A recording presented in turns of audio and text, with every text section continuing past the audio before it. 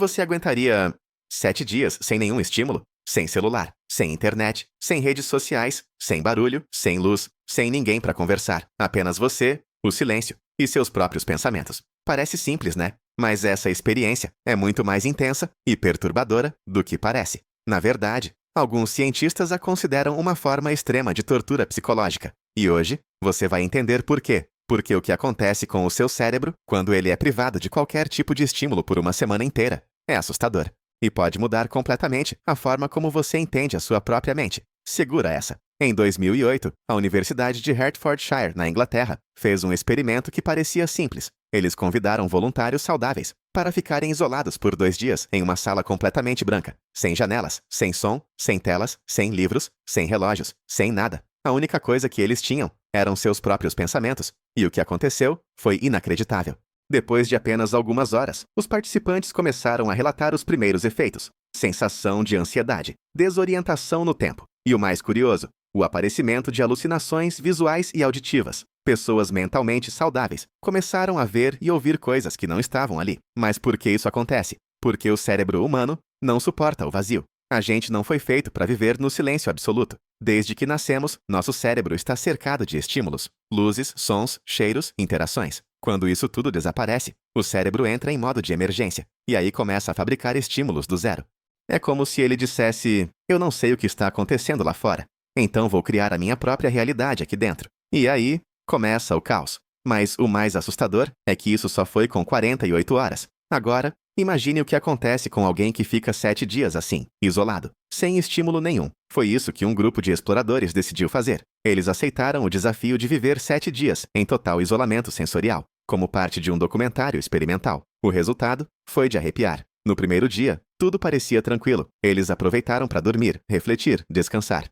No segundo dia, começaram a perder a noção do tempo, sem saber se era dia ou noite, se estavam acordados há muito ou pouco tempo. No terceiro dia, surgiram os primeiros sinais de paranoia. Um dos participantes disse: sinto como se estivesse sendo observado o tempo todo, mesmo sabendo que estou sozinho. Outro afirmou: escutei passos vindo do canto da sala, mas não tinha ninguém lá. No quarto dia, a realidade começou a se distorcer. Eles começaram a conversar com objetos, criar histórias mentais para se distrair, mas também começaram a entrar em pânico. O quinto dia foi o mais sombrio: choro incontrolável, tremores e um sentimento profundo de desespero. O cérebro já não sabia mais o que era real. O sexto dia trouxe algo ainda mais estranho: momentos de lúcida psicose, onde os participantes diziam: eu sei que isso é uma alucinação, mas parece tão real que não consigo ignorar.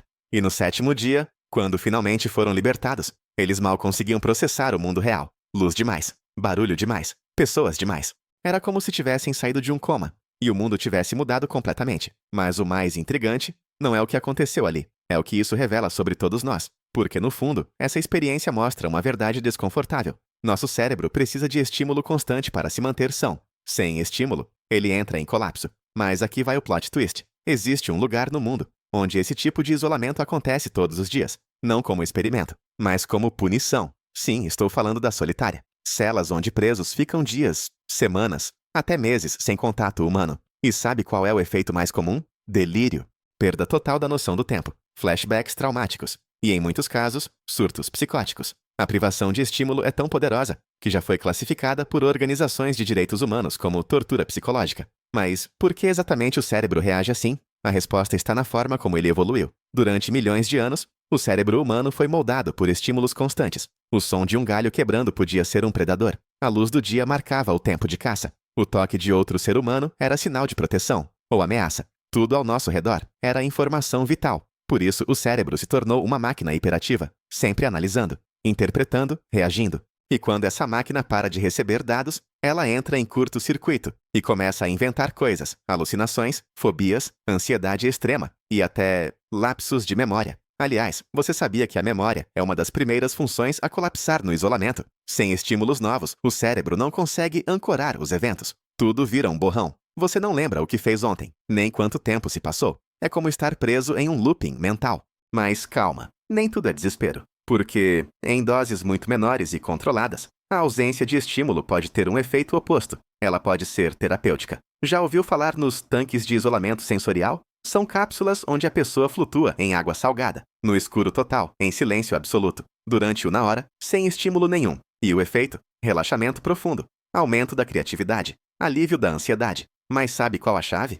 É o tempo. 1 hora ajuda. 7 dias destroem. Porque o cérebro precisa de equilíbrio. Nem estímulo de mais, nem estímulo de menos. Mas agora, imagine o que acontece quando você vive uma vida de excesso de estímulo. Notificações o tempo todo. Luzes artificiais 24 horas. Redes sociais te bombardeando com vídeos curtos, rápidos e viciantes. É o oposto do isolamento, mas tão perigoso quanto. O cérebro entra em modo de hiperatividade constante.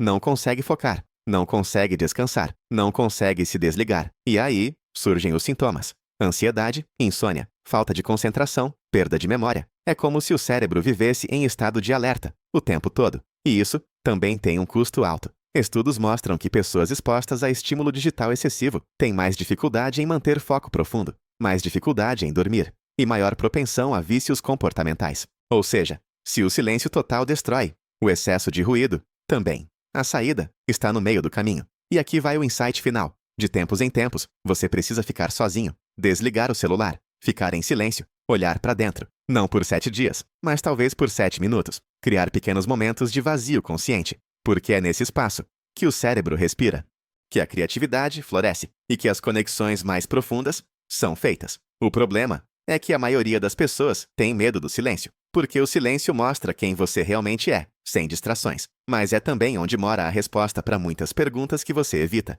Então, se você quer entender melhor o seu cérebro, talvez a melhor coisa a fazer seja simplesmente ficar em silêncio por alguns minutos, sem estímulo, sem distração, só você e seus pensamentos. Agora, se isso já parece assustador, espera até descobrir o que acontece com o seu cérebro quando você começa a praticar hobbies manuais todos os dias.